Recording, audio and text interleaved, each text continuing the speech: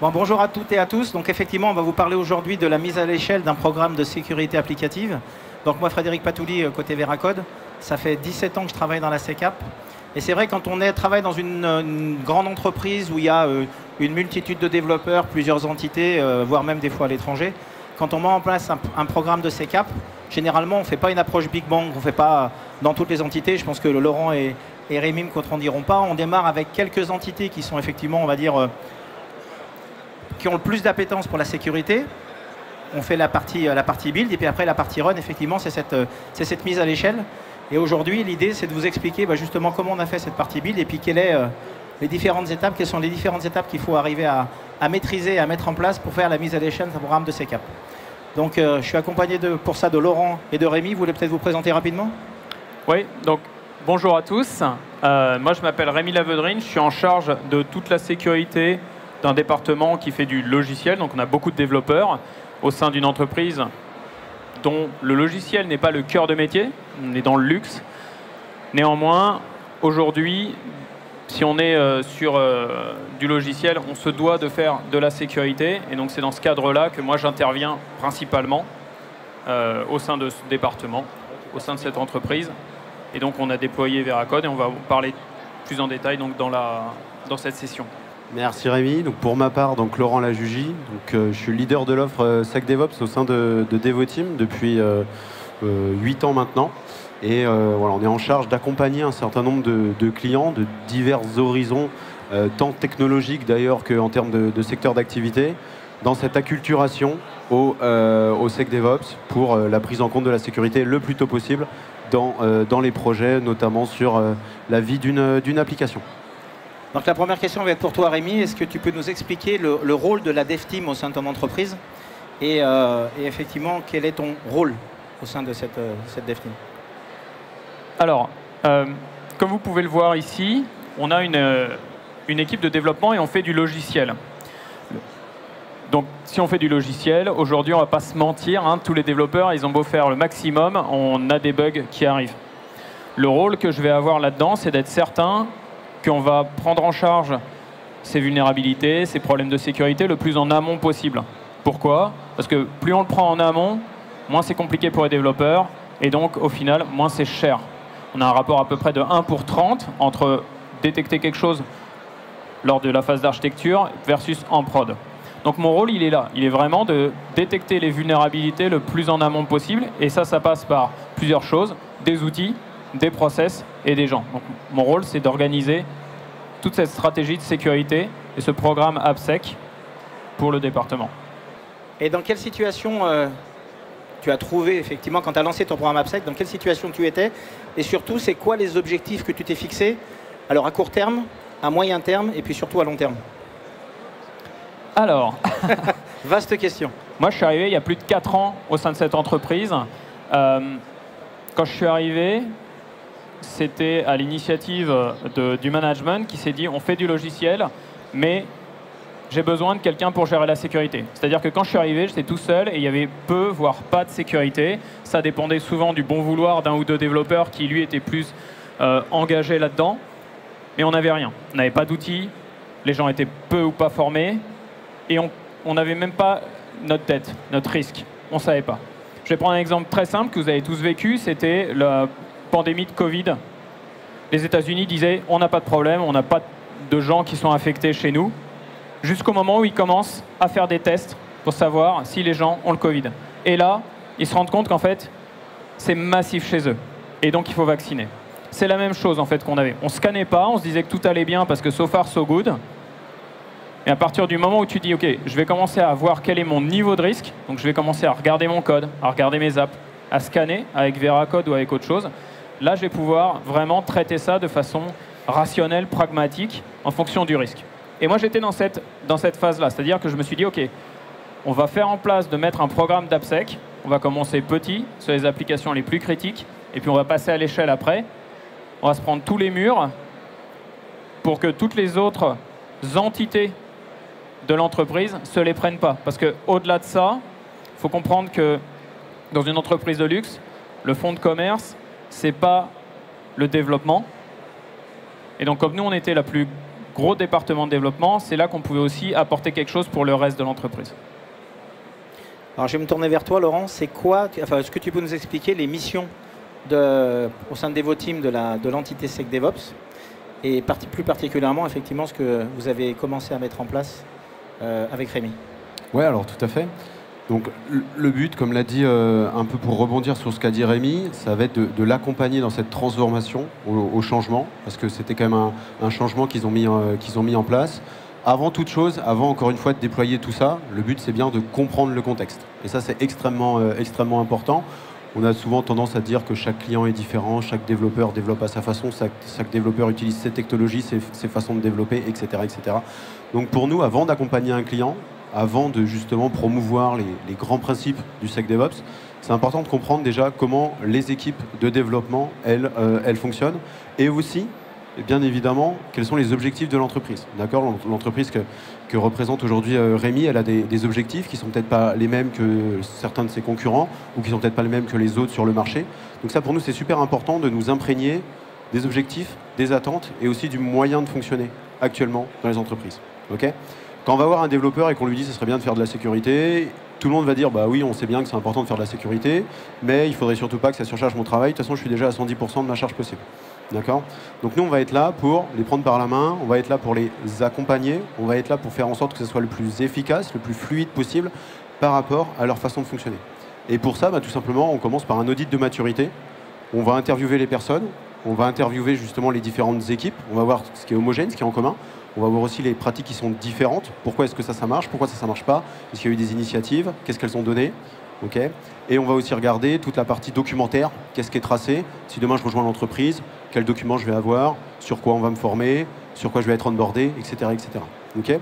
Et toute cette phase justement d'analyse nous a permis, avec Rémi et ses équipes, de définir une roadmap sur la partie court, moyen et long terme, sur qu'est-ce qui était vraiment important pour eux, pour faire en sorte que cette transition vers cette sécurité applicative, cette security by design, soit le plus fluide possible. D'accord ? C'est super important justement de détecter les vulnérabilités, c'est super important de voir où est-ce qu'on en est, mais l'objectif, à la fin, quand même, pour l'entreprise, c'est de réduire les risques, c'est de réduire la quantité de vulnérabilité, c'est d'améliorer son niveau de sécurité, c'est d'améliorer son niveau de maturité. D'accord ? Donc ça, c'était vraiment super important. Et justement, vous pouvez le voir à ce niveau-là. Donc Veracode, bien évidemment, avait déjà été acheté, il commençait à être déployé. Donc on a accentué le déploiement sur les applications les plus critiques. On a aussi forcément toute la partie people qui est encore une fois la plus importante dans cette transformation. Donc on forme les personnes, on accompagne les personnes, mais au-delà de la formation classique, surtout, on se met à leur place, on se met à leur rôle. Au début, on va assumer ce rôle de sécurité à leur place, ce fameux rôle de sécurité de championne dont on entend tant parler, on va l'assumer à leur place, pour leur montrer que c'est pas si compliqué que ça, pour leur montrer qu'on est là derrière eux, pour les aider. Et petit à petit, du coup, forcément, ils vont devenir autonomes, petit à petit, ils vont acquérir les réflexes, et à ce moment-là, nous, on va commencer à se retirer et à pouvoir s'occuper d'autres équipes sur d'autres périmètres ou sur d'autres technologies. Enfin voilà, peu importe. Mais on va pouvoir focus ailleurs parce qu'eux vont être autonomes. Ça, c'est super important. Si vous devez vraiment retenir une seule chose, c'est que l'objectif, c'est vraiment que les équipes soient autonomes. Une fois qu'elles seront autonomes, elles pourront réduire les vulnérabilités dès qu'elles commenceront à exister dans leur chaîne de développement, dans le cycle de vie de l'application. Donc, il faut les former. Et pour qu'elles soient un maximum autonomes, bien évidemment, des processus qui se mettent en place. Okay, pour savoir qui fait quoi, à quel moment, des RACI. C'est tout bête dit comme ça, mais ça permet bien de clarifier les choses, encore une fois. Et l'importance de cet audit de maturité qui a eu lieu au début permet de définir vraiment qui doit faire quoi, à quel moment, pour que ce soit efficace. On n'est pas là pour surcharger des processus, on n'est pas là pour surcharger des outils qui sont déjà en place, non. On est là pour s'intégrer dans des outils et des plateformes qui existent déjà, et on est là pour faire en sorte que leur quotidien ne change pas beaucoup. S'ils ont l'habitude de tout utiliser dans leurs IDE, eh ben on va faire en sorte que Veracode, ils aient jamais à l'ouvrir, mais qu'ils aient tout dans leurs IDE. D'accord ? Donc aujourd'hui, justement, Veracode permet de faire ça. Donc, on ne change pas leur façon de fonctionner, vraiment juste, on l'adapte à leur quotidien pour faire en sorte que ce soit le plus simple possible pour eux de prendre en compte cette sécurité en charge, de prendre en charge cette sécurité. Alors, je rebondis sur ce que tu viens de dire. Je vais poser la question à Rémi, pour le coup, par rapport aux équipes. Donc, vous avez beaucoup travaillé, notamment sur la partie people, acculturation, etc. Toi, effectivement, ça fait 5 mois que tu collabores avec Laurent et ses équipes. Quels sont les changements, quelles sont les différences que tu vois, toi, au niveau de tes équipes, par rapport à il y a 5 mois en arrière ou 6 mois en arrière et à aujourd'hui? Alors, là, on a quelque chose d'intéressant. Ah, c'est gentil. On a, en fait, c'est vraiment la raison pour laquelle je viens ici pour vous partager ça. Comme je disais, on s'est pris tous les murs pour que les autres départements ne se le prennent pas.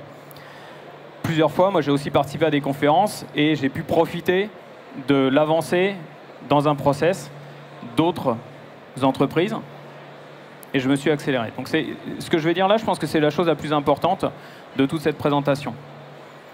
C'est-à-dire que si vous êtes un décideur aujourd'hui, moi j'ai fait des erreurs. La première, c'est surtout au niveau des gens. Les gens, c'est clé, ce que vient de dire Laurent. J'avais pris des gens dédiés à la sécurité dans mes équipes et ils étaient chargés d'aider les équipes de développement. Ça, dans les faits, on peut faire tout ce qu'on veut, ça ne marche pas.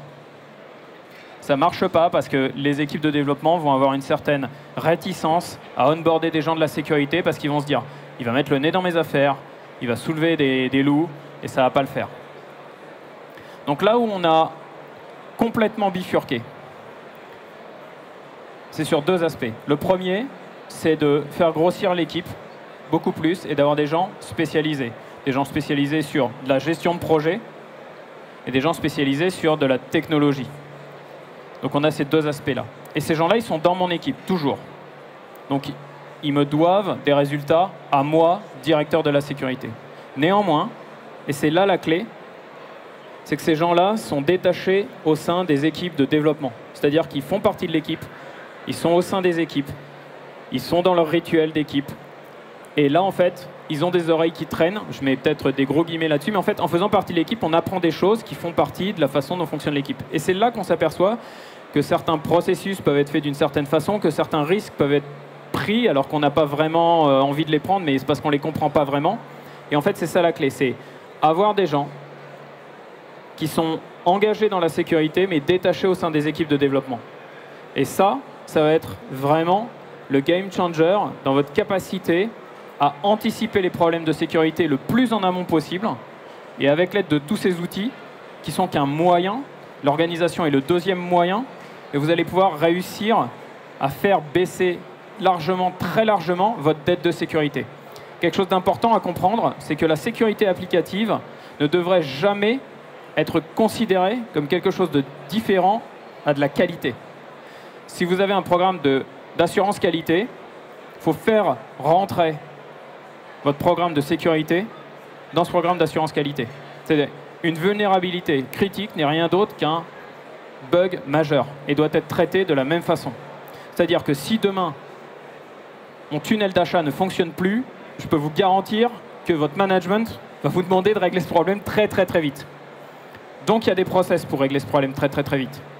Et donc si on arrive à intégrer la sécurité dans le même genre de process, ben, une vulnérabilité critique qui est détectée très en amont, c'est-à-dire au moment où elle est facile à corriger, eh bien elle sera corrigée facilement. Parce que la deuxième chose qu'il faut garder en tête, c'est que plus on met de temps à détecter la vulnérabilité, plus elle va être compliquée à détecter. Pourquoi?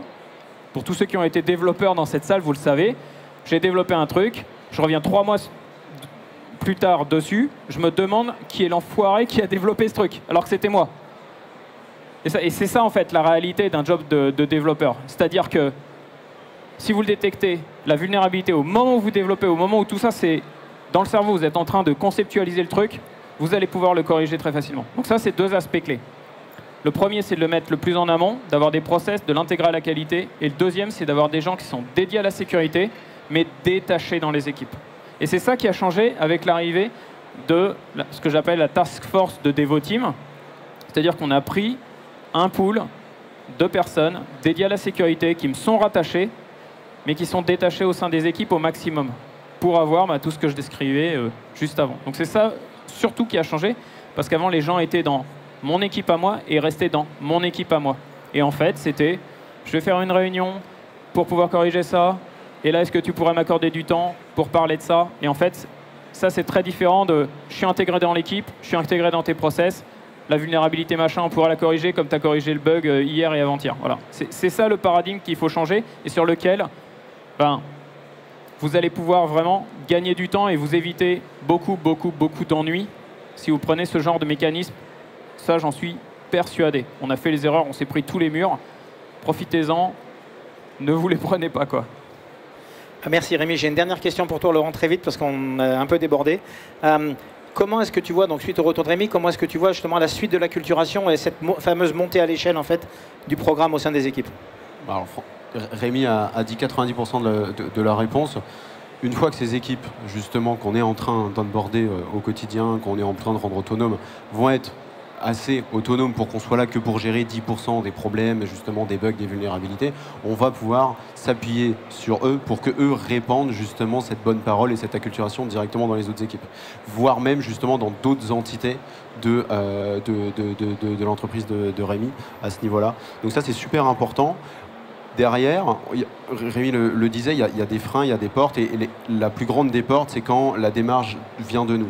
Si c'est un développeur X qui va voir un autre développeur, une autre équipe de développeurs et qui lui dit bah, ça serait bien que tu fasses du SecDevOps parce que justement ça c'est bien, ça c'est bien, ça c'est bien. Puis en plus tu es accompagné par Rémi et ses équipes, etc. Là forcément ça marche mieux que si Rémi lui dit bon tu es obligé d'aller faire du SecDevOps parce qu'il y a la direction tout en haut qui dit qu'il faut faire tac tac tac tac tac tac. Donc ça marche beaucoup mieux. Donc ça c'est la prochaine étape justement, une fois qu'ils seront assez matures et eux-mêmes ils iront convaincre les autres équipes pour ce passage à l'échelle. Et en plus, ils pourront s'appuyer justement sur tous les guides, sur toute la partie formation et sur tout ce qui est déjà en place. Parce que voilà, tous ces processus, c'est des choses qui mettent quand même un petit peu de temps à se mettre en place. Donc eux, ils pourront bénéficier de cette expérience, de cette amélioration continue qui a déjà eu lieu au sein des autres équipes pour pouvoir, dans leurs équipes à eux, directement aller à ce niveau de maturité beaucoup plus rapidement.